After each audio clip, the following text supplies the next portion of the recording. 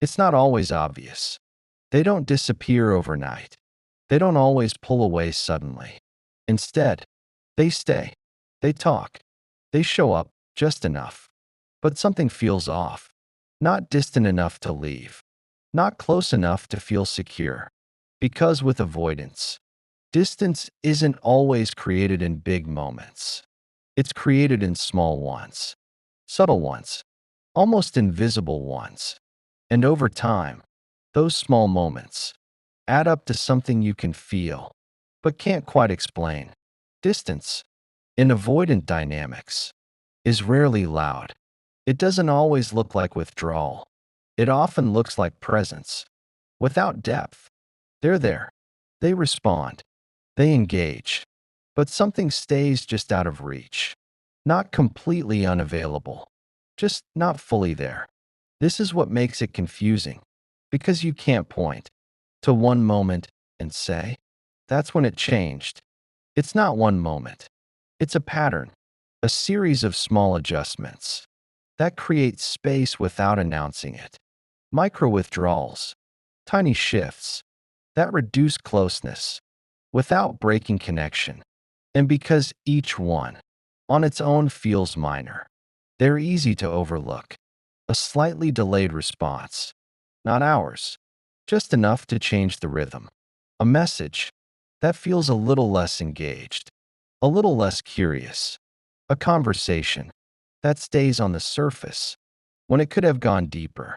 Plans that remain flexible, uncommitted, open-ended. Nothing clearly wrong, but nothing fully anchored. This is how distance is maintained. Not by leaving, but by never fully arriving. Because full arrival creates expectation, consistency, emotional presence. And that's where the avoidance system starts to feel pressure. So instead of crossing fully into closeness, they regulate it. They adjust in small ways that keep things manageable. Not too close, not too intense, not too defined. This is not always conscious. They're not sitting there planning distance. They're responding to internal signals. A moment feels too intimate, so they lighten it. A conversation gets deeper, so they redirect it. A connection feels stronger, so they create a little space. Each adjustment is small, almost unnoticeable, but over time, they create a pattern, a connection that never quite settles. And this is where you start to feel it, not as a clear problem, but as a subtle tension. You feel close, but not secure, connected, but not fully met, present with them, but still slightly unsure where you stand. And because there's no clear rupture, you don't know how to address it. You can't say, you disappeared, because they didn't. You can't say, you pulled away completely, because they didn't. Instead, you start adjusting. You try to meet them where they are. You keep things lighter, less demanding, less defined. You avoid pushing too hard. Avoid asking for clarity. Avoid creating pressure. Because on some level, you've started to feel their limit, even if it was never spoken. And this is how the dynamic stabilizes. Not through clarity, through adaptation. You adapt to their distance, and they maintain that distance through subtle shifts. Neither of you fully naming what's happening. And that's what makes micro-withdrawals so powerful. They don't break the connection. They shape it quietly, consistently, until the relationship exists in a space where closeness is always slightly limited. Not enough to leave, but not enough to feel fully safe either. And unless you see those small patterns clearly, you can stay in that space for a long time, trying to understand something that was never meant to be obvious, because the distance was never created in one moment. It was created in many small ones. At first, you don't question it, because nothing feels clearly wrong. They're still there, still replying, still part of your day. So you tell yourself, maybe this is just their pace. Maybe they need more time. Maybe this is how they build connection. And for a while, that makes sense. But slowly, something starts to register. Not in your mind, in your body. A slight hesitation before you say something deeper. A small pause before you express a need. A quiet awareness that certain moments don't land the same way. Because every time the connection starts to deepen, something shifts. Not dramatically, just enough. You open up, and they respond, but not quite at the same level. You move closer, and they stay there, but don't meet you fully. You lean in, and they don't pull away, but they don't lean in either. And that difference is where the distance lives, not in rejection, in lack of reciprocity. And over time, your system starts tracking that. You begin to feel where the edge is, how far you can go before the energy changes, how much you can express before things feel off, how deep you can get before it stops being met. So without realizing it, you start adjusting. You say less. You soften things. You hold back certain thoughts, not because you want to hide, because you're trying to stay connected. You're trying to keep the rhythm stable. And this is where micro-withdrawals do something powerful. They don't just create distance. They teach you how to participate within that distance. They condition you to meet the connection at a lower level where it feels easier, safer, more sustainable, but also less fulfilling because now you're no longer fully expressing. You're regulating yourself to match their limit. And the more you do that, the more natural it starts to feel. Until one day, you realize you're not showing up the same way you used to. You're more careful, more measured, more aware of how things might land. And that awareness didn't come from nowhere. It came from those small moments. The times they redirected the conversation. The times they kept things light when it could have gone deeper. The times they responded, but not in a way that fully met you. None of those moments ended the connection, but each one shaped it, quietly, consistently, until the connection found a ceiling, an unspoken limit of how close it could actually get. And this is where confusion grows, because on the surface, everything still looks intact. There's no breakup, no clear withdrawal, no obvious reason to walk away. But internally, something feels incomplete, like you're always almost there, almost close, almost understood, almost fully connected, but never fully arriving. And that almost is what keeps you engaged, because it feels reachable, like if you just adjust a little more, say the right thing, find the right moment, it will open. But the truth is, that space is not random. It's maintained, not consciously, but consistently, through small shifts, small pulls, small limits. And unless those patterns are seen clearly, you don't just stay in the connection. You slowly reshape yourself to fit inside it. The pattern does not stay invisible forever. At some point, you begin to feel it clearly, not confusion, recognition. Something is consistently missing, not dramatically, but consistently. The connection moves, but it does not settle. It grows, but it does not stabilize. It deepens, then it pulls back. And once you notice that rhythm, you cannot unsee it, because it repeats. You share something real. They respond, but shift the tone. You move closer. They stay present, but don't meet you fully. You try to anchor the connection. They keep it open, undefined, uncommitted. And each time this happens, you feel it. A small drop, not enough to break things, but enough to interrupt closeness. And over time, those small drops build until something changes inside you. You stop feeling secure, even though nothing clearly ended. You start feeling uncertain, even though they are still there.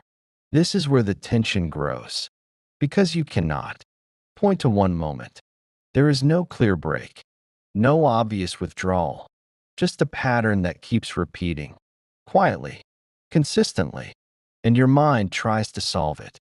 If I say it differently, if I don't push, if I give more space, maybe then it will open, maybe then it will deepen, maybe then it will stay. But what's happening is not random. You are responding to micro-withdrawals with micro-adjustments. You shift slightly. They regulate slightly. You soften. They maintain distance. You try again. They pull back subtly. And this creates a loop, a quiet loop, where you are moving forward, and they are managing distance. One side leans in. The other side controls how far that leaning can go, not consciously, but consistently. And this is where fatigue begins. Not loud fatigue, quiet fatigue, the kind you don't notice at first, but you feel it in your body, in your hesitation, in the way you start holding back. You begin to measure yourself. What you say, how much you share, how deep you go, because you've learned something important. There is a limit, an invisible edge, and every time you get close to it, the energy changes. So you adapt. You become more careful, more contained, more aware of their reactions. And slowly, without realizing it, you are no longer fully yourself. In the connection, you are managing it, adjusting to it, fitting inside its limits. And that limit is not random. It is a threshold, the amount of closeness they can tolerate. Anything beyond that gets reduced, shifted, redirected, not because they don't care, because their system is protecting itself. And that's when everything becomes clear. The distance you feel was never accidental. It was maintained through small moments, small shifts, small withdrawals that never looked big enough to question, but were consistent enough to shape everything. And once you see that, you stop chasing depth inside a structure that limits it. You stop trying to unlock something that is being contained. You stop thinking it's about doing more or saying it better, because now you see it. This is not confusion. This is not mixed signals. This is a connection, being held at a safe distance. Once you see it, you can't go back to how you were before, because now it's no longer a feeling you're trying to explain. It's a pattern you recognize, and recognition changes your position inside the connection. You stop leaning in the same way, not because you don't care, because you see what happens when you do.